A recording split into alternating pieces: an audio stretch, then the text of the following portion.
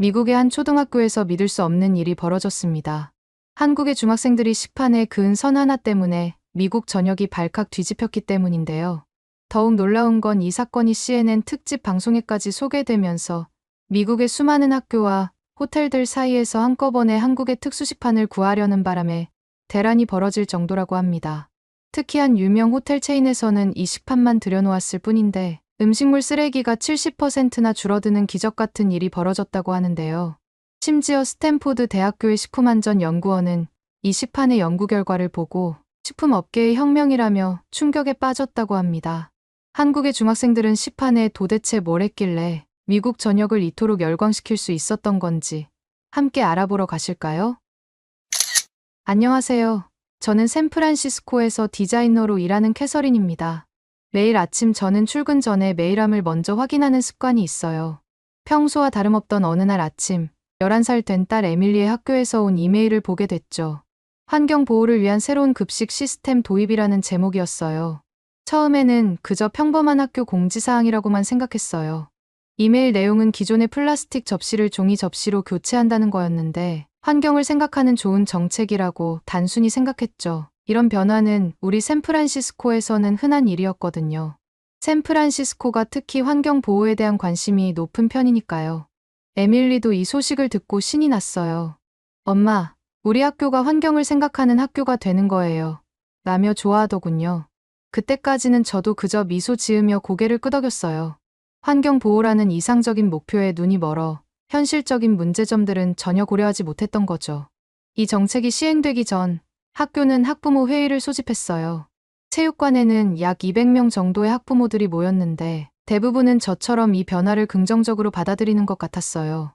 교장 선생님은 파워포인트를 통해 환경 보호를 위한 혁신적인 변화라며 자랑스럽게 설명했죠. 우리 학교는 매년 약 12만 개의 플라스틱 접시를 사용하고 있습니다. 이는 연간 약 1.2톤의 플라스틱 쓰레기를 만들어내는 셈이죠. 이제 우리는 변화를 시작하려 합니다. 하지만 발표가 끝나고 질문 시간이 시작되자 예상치 못한 우려의 목소리들이 나오기 시작했어요. 특히 과학교사 출신인 한 학부모의 질문이 날카로웠죠. 종이 접시가 뜨거운 음식을 담아도 괜찮을까요? 안전성은 검증되었나요? 교장 선생님의 답변은 다소 모호했어요. 적응 기간을 거치면 문제없을 것이라고만 하더군요. 그때 저는 왜 그 학부모의 걱정을 진지하게 받아들이지 않았을까요? 오히려 저는 그 상황에서 변화는 항상 불편함을 동반하는 법이에요. 하지만 환경을 위해서라면 감수할 만하지 않나요? 라고 말했어요. 지금 생각하면 정말 부끄러운 순간이었죠. 새로운 급식 시스템이 도입되고 2주가 지났을 때였어요. 평소처럼 업무를 보고 있는데 학교에서 전화가 왔어요. 에밀리가 보건실에 있다는 거예요. 가슴이 철렁 내려앉았죠. 학교에 도착해보니 에밀리의 손등이 빨갛게 부어올라 있었어요. 알고 보니 점심시간에 뜨거운 스프가 담긴 종이 접시가 휘어지면서 손에 화상을 입은 거였어요. 보건 선생님 말씀으로는 1도 화상으로 다행히 큰 문제는 없을 거라고 하셨지만 제 마음은 이미 무너져 내리고 있었어요. 다음 날 아침, 저는 즉시 학교에 연락했어요. 그런데 더 놀라운 사실은 에밀리의 사고가 처음이 아니었다는 거였어요. 다른 반 아이들도 비슷한 사고를 겪었다는 사실을 알게 됐죠. 그 와중에 어이없는 사실은 학교에서는 이런 사실들을 숨기고 있다는 거였어요. 급하게 소집된 학부모 회의는 전쟁터를 방불케 했어요. 체육관은 이번에도 가득 찼지만 분위기는 이전과 완전히 달랐죠. 저는 그 자리에서 가장 큰 소리로 항의했어요. 이게 무슨 환경보호입니까? 우리 아이들의 안전은 어떻게 되는 거죠? 그때 알게 된 사실이 있었어요. 지난 2주 동안 무려 15건의 비슷한 사고가 있었다는 거예요. 특히 뜨거운 스프나 스투가 메뉴로 나온 날에는 항상 문제가 발생했죠. 학교 측은 이런 통계조차 제대로 관리하지 않고 있었어요. 한 학부모는 자신의 아이가 매일 아침 급식 시간이 두렵다고 말한다며 분노에 찬 채로 외쳤어요. 다른 학부모는 학교에서 다친 이유로 자신의 아이가 이제 뜨거운 음식은 아예 먹지 않으려 한다고 했고요. 환경보호라는 명분 아래 우리 아이들이 이런 고통을 겪고 있었다니 정말 믿기 어려웠어요. 하지만 학교 측의 반응은 실망스러웠어요. 적응 기간이 필요합니다. 조금만 더 지켜봐 주세요. 라는 말만 되풀이할 뿐이었죠. 심지어 한 행정직원은 아이들이 조심해서 들면 됩니다라는 무책임한 발언까지 했어요. 그 순간 체육관이 발칵 뒤집혔죠. 결국 학부모들은 주기적으로 모여 이 문제를 논의하기로 했어요. 매주 화요일 아침 8시 학교 근처 카페에서 만나기로 했죠. 첫 모임에는 15명 정도가 참석했는데 모두 진지한 표정이었어요. 처음에는 대안을 찾기가 쉽지 않았어요. 플라스틱으로 돌아가자니 환경 문제가 걸렸고 종이를 계속 쓰자니 안전 문제가 있었죠. 어떤 학부모는 아이들이 직접 식기를 가져오는 건 어떻겠냐고 제안했지만 오히려 그게 더 위생 문제가 될 수 있다는 의견이 나왔어요. 세 번째 모임 때였어요. 항상 조용히 앉아있던 한 아시아계 학부모가 손을 들었어요. 그녀의 이름은 김은서였죠. 저는 한국에서 이민 온 사람인데 한국의 급식 시스템은 완전히 달라요. 순간 모두의 시선이 은서 씨에게 쏠렸어요. 솔직히 저는 반신반의했어요. 다른 나라의 시스템에 대한 얘기를 굳이 왜 꺼내는 거지 하는 의구심이 들었거든요. 하지만 은서 씨의 설명은 계속됐어요. 한국의 모든 학교에서는 스테인리스 식판을 사용해요. 안전하고 위생적일 뿐만 아니라 환경에도 좋습니다. 한번 구입하면 몇 년이고 사용할 수 있거든요. 그러자 즉시 반박하는 목소리가 나왔어요. 스테인리스요? 그건 너무 무겁고 불편하잖아요. 그것 때문에 애들이 또 다치면 어떻게 하죠? 비용도 만만치 않을 텐데요. 은서 씨는 이런 날카로운 질문들 앞에서 잠시 말을 멈췄어요. 솔직히 저도 다른 학부모들의 우려에 공감했죠. 스테인리스라니 무거워서 떨어뜨리기라도 한다면 다치는 건 시간 문제였거든요. 그때였어요. 조용히 커피를 마시고 있던 한 남성이 자리에서 일어났어요. 잠깐만요. 그의 목소리에는 유독 힘이 실려 있었어요. 알고 보니 그 남자는 스탠포드 대학교의 브라운 박사였죠. 제가 식품안전연구원으로 일하면서 한국의 급식 시스템에 대해 연구한 적이 있습니다. 순간 카페 안이 조용해졌어요. 브라운 박사의 말은 계속됐죠. 한국은 급식 위생 관리와 환경적 지속 가능성에서 세계적인 선두주자예요. 제가 지난해 발표한 논문에서도 다룬 내용인데 특히 한국에서 사용하는 스테인리스 식판 시스템은 주목할 만해요. 그는 곧바로 노트북을 꺼내더니 몇 가지 데이터를 보여주기 시작했어요. 보시는 것처럼 스테인리스 식판은 단순한 도구가 아닙니다. 위생적일 뿐만 아니라 열에도 강하고 플라스틱처럼 화학물질이 녹아나올 우려도 없어요. 실제로 미국 내 몇몇 학교에서 시범 운영한 결과도 있습니다. 브라운 박사는 시카고의 한 사립학교 사례를 보여줬어요. 이 학교는 2년 전부터 스테인리스 식판을 도입했는데 급식 관련 안전사고가 98% 감소했습니다. 게다가 연간 플라스틱 쓰레기도 1.5톤이나 줄었죠. 하지만 여전히 의문을 제기하는 목소리가 있었어요. 특히 비용 문제였죠. 하지만 저희 학교 현실에 맞을까요? 세척시설은 어떻게 하고 초기 비용은 얼마나 들까요? 브라운 박사는 고개를 끄덕이며 대답했어요. 맞습니다. 세척 과정은 초기에는 도전일 수 있어요. 하지만 제대로 된 장비와 관리만 있다면 오히려 더 비용 효율적이에요. 시카고 사례를 보면 초기 투자 비용은 3년 만에 회수됐습니다. 그의 설명은 계속됐어요. 더구나 요즘 나오는 스테인리스 식판은 예전과 달라요. 이중 구조로 되어 있어서 손잡이 부분이 뜨거워지지 않고 무게도 많이 가벼워졌죠. 한국에서는 7살도 안 된 유치원생들이 무리 없이 사용하고 있답니다. 브라운 박사의 설명을 들으며 제 마음속 의구심이 하나둘 사라지기 시작했어요. 특히 인상 깊었던 건 그가 언급한 안전성 통계였죠. 한국의 학교들은 스테인리스 식판 도입 후 급식 관련 안전사고가 90% 이상 감소했습니다. 이건 단순한 숫자가 아니라 우리 아이들의 안전과 직결된 문제예요. 모임 분위기가 조금씩 변하기 시작했어요. 학부모들 사이에서 작은 속삭임이 오갔고 고개를 끄덕이는 사람들이 늘어났죠. 저도 모르게 은서 씨를 다시 바라보게 됐어요. 그녀의 표정에서 진심이 느껴졌거든요. 은서 씨가 입을 열었어요. 제가 한국에 있는 영양사 친구에게 연락해 볼 수 있어요. 어쩌면 그쪽에서 도움을 받을 수 있을지도 모르겠네요. 그날 밤, 저는 잠을 이루지 못했어요. 계속해서 에밀리의 화상 입은 손등이 떠올랐거든요. 다음 날 아침 일찍 은서 씨에게 연락했어요. 어제 말씀하신 영양사분과 연락이 닿았나요? 은서 씨의 답장은 기대 이상이었어요. 그녀의 친구는 현재 서울의 한 학교에서 영양사로 일하고 있었고 우리와 화상회의를 할 수 있다고 했죠. 게다가 그녀는 미국 유학 경험도 있어서 영어로 소통하는데도 문제가 없다고 하더라고요.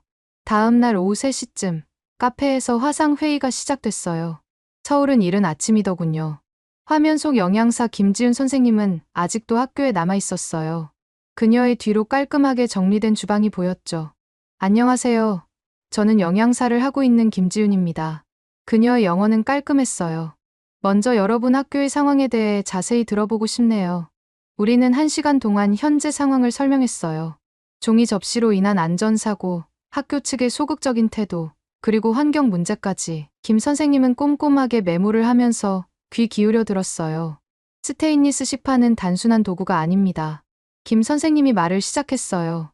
우리는 이걸 통해 아이들에게 환경 교육도 하고 있어요. 음식을 남기지 않는 습관, 자원을 소중히 하는 마음가짐까지 자연스럽게 배우게 되죠. 그러면서 그녀는 카메라를 들고 주방으로 이동했어요. 보시는 것처럼 저희는 모든 과정이 시스템화되어 있습니다. 주방에는 대형 식기 세척기가 있었고 반짝반짝 빛나는 스테인리스 식판들이 깔끔하게 정리되어 있었죠. 특히 주목해 주셨으면 하는 게 있어요. 김 선생님이 식판 하나를 들어 올렸어요. 이 식판은 이중 구조로 되어 있어서 뜨거운 음식을 담아도 손잡이가 뜨거워지지 않아요. 또 가장자리가 둥글게 처리되어 있어서 다칠 위험도 없죠. 그녀는 계속해서 놀라운 통계들을 보여줬어요. 저희 학교의 경우 지금 같은 형태의 스테인리스 식판을 사용하면서 단 한 건의 사고도 없었습니다. 비용 문제에 대해서도 명쾌한 답변이 이어졌어요. 초기 비용이 들어가는 건 사실이에요. 하지만 장기적으로 보면 오히려 절약됩니다. 저희 학교의 경우 2년 만에 초기 투자금을 회수했어요. 일회용품을 계속 구매할 필요가 없으니까요. 브라운 박사가 질문했어요. 세척 과정에서 위생 문제는 없나요? 김 선생님은 미소를 지으며 대답했어요. 오히려 더 위생적이에요. 스테인리스는 고온에서 완벽한 살균이 가능하거든요. 플라스틱이나 종이 접시보다 훨씬 안전하죠. 더구나 요즘은 자외선 소독기도 있어서 이중으로 관리가 가능해요. 대화가 이어지면서 우리의 마음도 점점 확신으로 바뀌어 갔어요. 회의가 끝나갈 무렵 김 선생님이 뜻밖의 제안을 했어요. 제가 한국의 식판 제조업체 담당자를 알고 있는데 혹시 시범 운영용 식판을 후원받는 건 어떨까요? 한 학년 정도 시범 운영해 볼 수 있을 것 같은데. 순간 모든 학부모들의 눈이 반짝였어요. 이건 정말 기대하지 못했던 제안이었거든요. 은서 씨가 바로 통역을 도와주겠다고 나섰고 저는 학교 측과의 협의를 맡기로 했죠. 하지만 이제 진짜 산이 눈앞에 있었어요. 바로 학교 이사회를 설득하는 일이었죠. 이사회는 매달 첫째 주 월요일에 열렸는데 다음 회의까지는 아직 2주가 남아 있었어요. 저는 밤낮으로 프레젠테이션을 준비했어요. 브라운 박사는 연구 데이터를 정리해 주셨고 은서 씨는 한국에서 추가 자료들을 받아왔죠. 특히 인상적이었던 건 은서 씨가 가져온 동영상이었어요. 한국 학교의 급식 시간을 찍은 영상이었는데 마치 잘 정돈된 레스토랑 같더군요. 드디어 이사회 날이 왔어요. 회의실에는 12명의 이사들이 앉아 있었고 그들의 표정은 무척 진지해 보였죠. 저는 떨리는 마음을 진정시키며 발표를 시작했어요. 먼저 현재 상황의 심각성을 보여줬어요.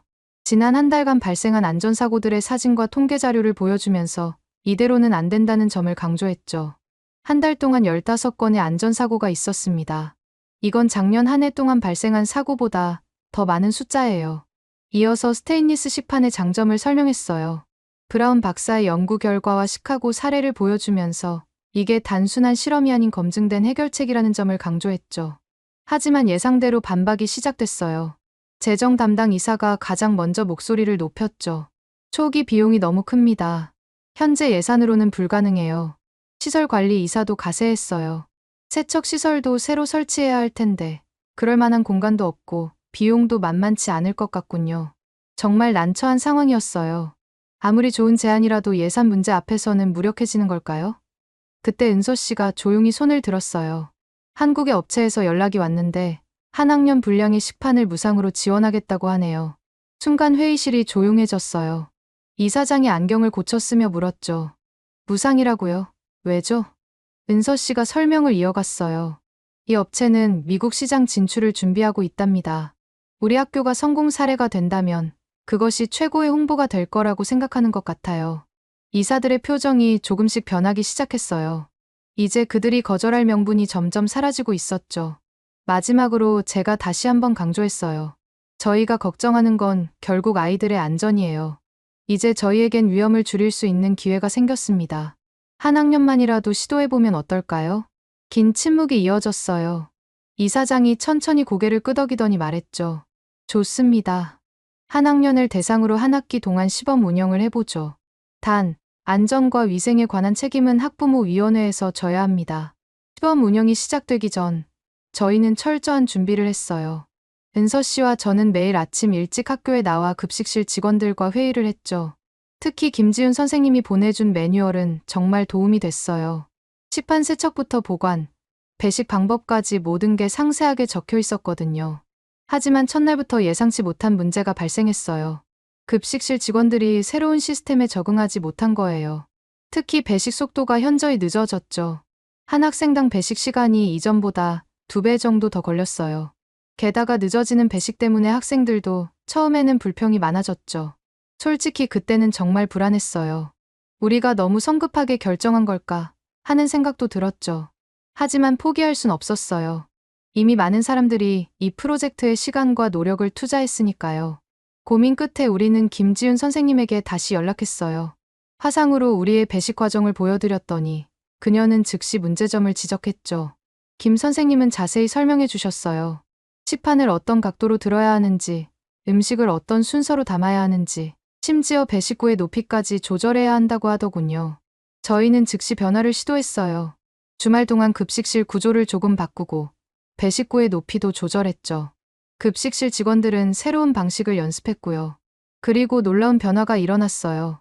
둘째 주부터는 배식 속도가 눈에 띄게 빨라졌거든요.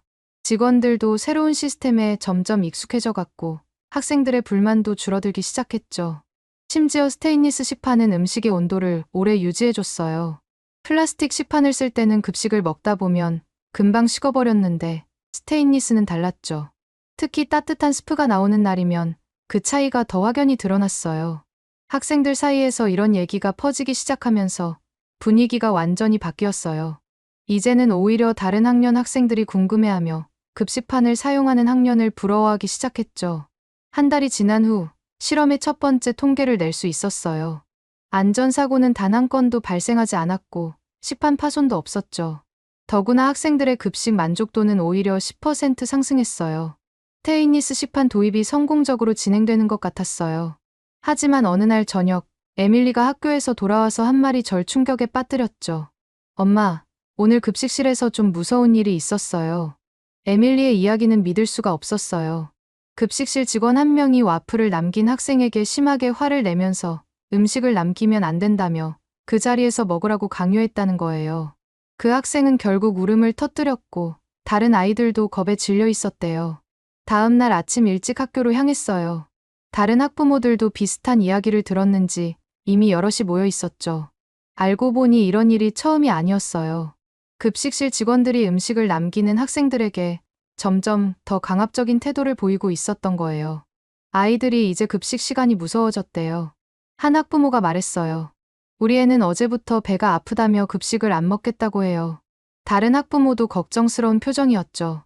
상황을 자세히 알아보니 문제는 생각보다 복잡했어요. 스테인리스 시판을 도입하고 아이들이 안전해진 건 맞지만 잔반을 줄일 수는 없었죠.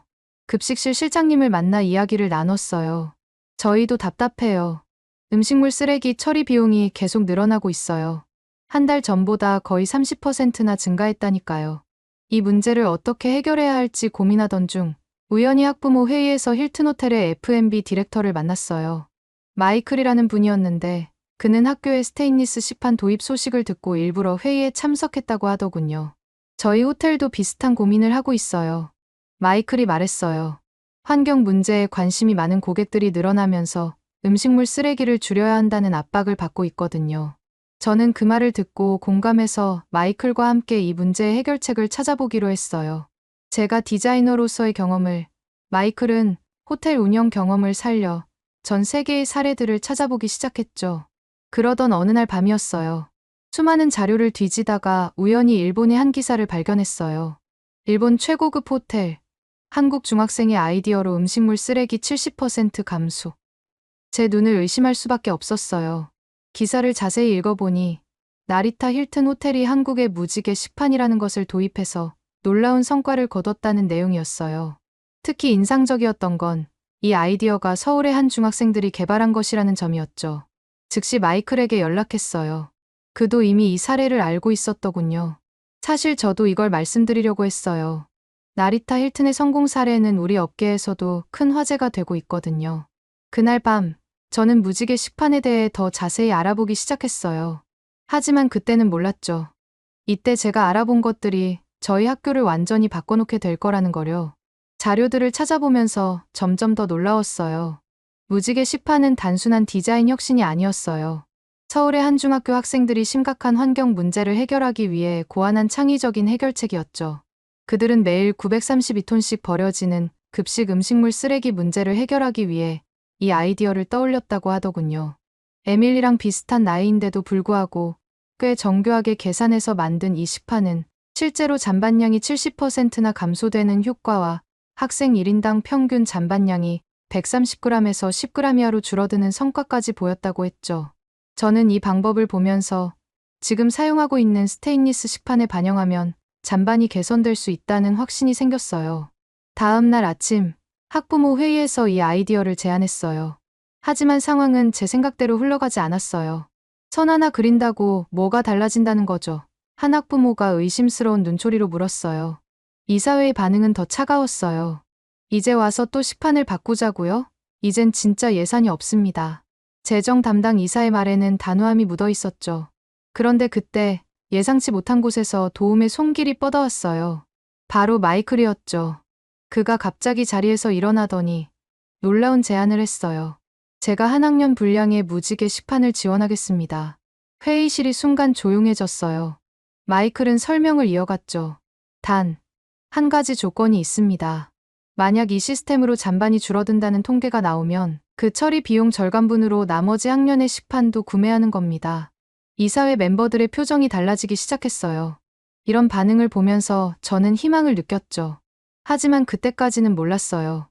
또 다른 큰 시련이 기다리고 있다는 걸 말이에요. 이사회는 결국 마이클의 제안을 받아들였어요. 저희는 후원해준 업체에 무지개 식판을 요청했고 식판이 도착한 첫 주는 정말 혼란 그 자체였어요. 급식실 직원들은 새로운 식판의 눈금을 이해하지 못했고 학생들은 여전히 많은 음식을 남기고 있었거든요. 이대로는 안 되겠다는 생각이 들었어요. 학부모 회의에서도 어떻게 해야 되냐는 말만 나올 뿐 그 누구도 해결책을 내세우지 못했죠. 그때 은서 씨는 조용히 손을 들며 해결할 수 있는 방법이 있다고 말했어요. 자신은 한국에서 영양사로 10년 동안 있어 본 경험이 있어 한식과 미국 음식 모두에 대해 잘 알고 있으며 무지개 식판에 맞는 정확한 양을 계산해 줄 수 있다고 했어요.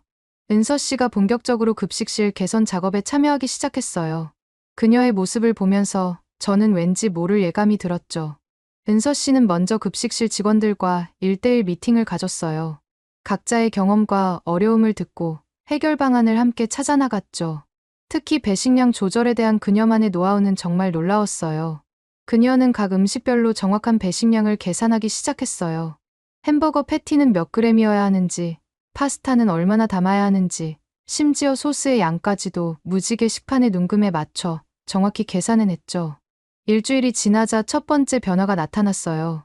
급식실 직원들이 무지개 식판의 눈금에 익숙해지기 시작한 거예요.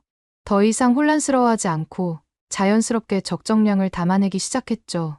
두 번째 주에는 더 놀라운 일이 일어났어요. 학생들 사이에서 새로운 문화가 생겨나기 시작했거든요. 아이들이 서로의 식판을 보여주며 깨끗이 다 먹었다고 서로 자랑하기 시작했답니다. 마치 작은 게임처럼요. 한 달이 지났을 때 저희는 첫 번째 통계를 냈어요. 결과는 정말 놀라웠죠. 음식물 쓰레기가 80%나 감소한 거예요.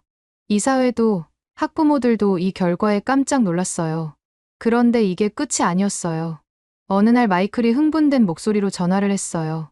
캐서린, 우리 호텔에서도 이 시스템을 도입하고 싶은데 혹시 당신이 우리 호텔용 식기를 디자인해 주실 수 있을까요? 그의 제안을 들으며 저는 직감했어요. 이제 정말 큰 변화가 시작될 거라는 거요. 저는 호텔용 무지개 식기를 개발할 때 기존의 고급스러운 디자인은 유지하면서도 은은하게 눈금을 새겨넣는 방식을 택했어요. 손님들은 그게 특별한 디자인 요소인 줄로만 알았죠. 하지만 그 사소한 변화가 가져온 결과는 어마어마했어요. 힐튼 호텔의 음식물 쓰레기가 70%나 줄어든 거예요. 호텔 측은 깜짝 놀랐고 곧 이 소식은 호텔 업계 전체로 퍼져나가기 시작했어요. 그리고 정말 예상했던 대로 변화는 거기서 멈추지 않았어요. CNN이 에밀리가 다니는 학교와 힐튼 호텔의 사례를 다루면서 미국 전역에 관심을 받기 시작했죠. 게다가 한국의 지혜가 미국 학교의 급식 문화를 바꾸다라는 특집 프로그램은 엄청난 반향을 일으켰어요. 그 후 에밀리를 포함한 학생들이 급식에 대한 스트레스를 받지 않고 오히려 점심시간만 기다린다고 전해 들었어요. 그리고 호텔 대표나 학교 이사장들은 한국 식판을 수입하고 싶어서 난리라는 소식을 들었답니다. 그래서 그러는데 여러분이 한국에서 사용하는 물건 중에 추천해주고 싶은 건 어떤 게 있을까요? 오늘의 사연은 어떠셨나요? 오늘의 사연이 마음에 드셨다면 좋아요만 한번 눌러주세요. 1초밖에 안 걸리지만 좋아요를 한번 눌러주시면 더 좋은 사연을 소개해드리는데 큰 힘이 된답니다. 긴 영상 시청해주셔서 감사합니다. 오늘도 행복한 하루 보내세요.